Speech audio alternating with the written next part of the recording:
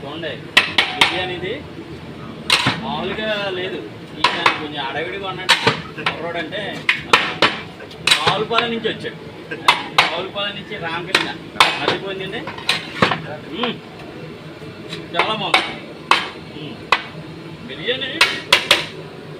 అక్కడితే ఇక్కడ దానికి కాదు కానీ రావులపాలెం బిర్యానీ అంటే మామూలుగా ఉండదండి. ఇదిగోండి ఇలా చూడండి, మెతుకు ఇదేంటి విడిపోతుంది. దీంట్లో మటన్ వేస్తాను మీరు చూడు. కానీ రావులపాలెం వేస్తుంటే రామకృష్ణ గారు చాలా బాగుంది. దీని తర్వాత మటన్ చూపించాను.